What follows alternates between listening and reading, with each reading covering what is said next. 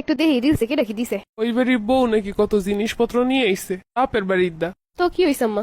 না দেখতে যাইতে কইছে এর লিগে কইলাম আর কি। যান দেখে আসেন।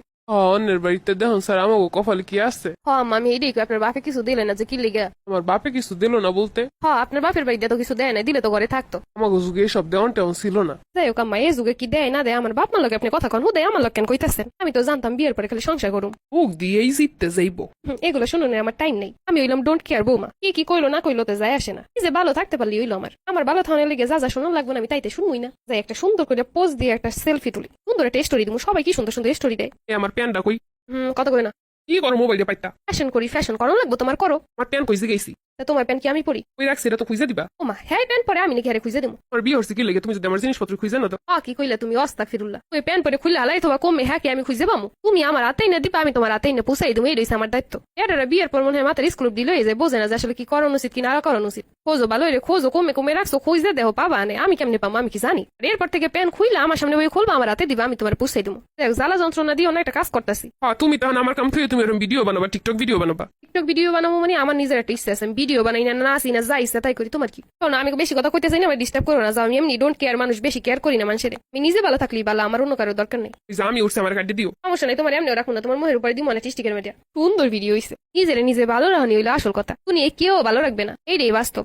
মানুষ তো কত কি কইবো, বেয়াদব বেহায়া কয় কোকোতে আমার যায় আসে, আমি ভালো থাকলেই ভালো। অন্যরে খুশি করণের লাগে আমি নিজেরে খারাপ রাখতে পারুম না। ভাবি দেখা সাক্ষাৎ তো হয় না, একটা সবাই মিলে চাইছিলাম গেট টুগেদার করতে। আরে ভাবি এটা আগে কইবে না, আমি তো এইরকমই কিছু চাই। আমগো বাসায় করি তেলে।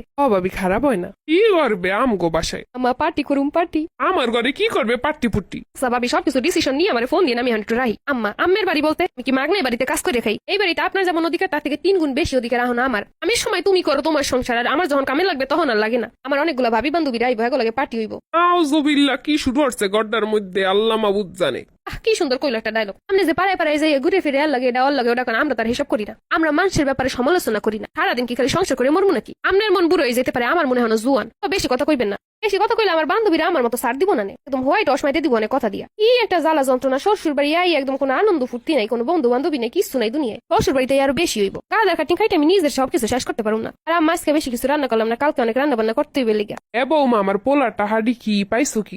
পোলা টাহাডি কাগজের নোট আমি খরচ করলি, আমি এত জলে কেন? আমার পোলায় যেই কষ্ট হইলে কামাই রোজগার করে, যে আমি নিজের সহে দেহি হেডা। আপনার প্রয়োজনে যা যা লাগে সেগুলো তো ঠিকই দেয়, সেগুলো কি টাহা লাগে না? খালি আমার বেলায় টাহা লাগে? আমার জামাই টাহা আমার অধিকার আছে, আমার বন্ধু বান্ধব পাইবো, হ্যাঁ আমি খাওয়াবো না, এটাই অবশ্যই আমার দায়িত্ব, এটা আমার জামাইরও দায়িত্ব। আপনার সমস্যা হইলে আপনার বন্ধু বান্ধবী থাকলে এই নিয়ে খাওয়ানোর সমস্যা নেই তো। আজরাইল ফেরেশতা আনছে করে। আমি এলাম ডোন্ট কেয়ার বৌমা, অন্যের কথা মাথায় নিয়ে নিজের কষ্টের রানের কথা আমি চিন্তা করতে পারি না।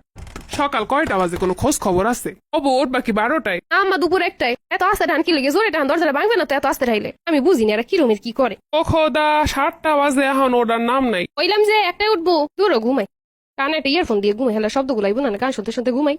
আমি এলাম ডোন্ট কেয়ার বৌমা, এসব আমার মাথায় নিয়ে লাভ আছে? কি যে শান্তি, তো দুনিয়া শান্তি।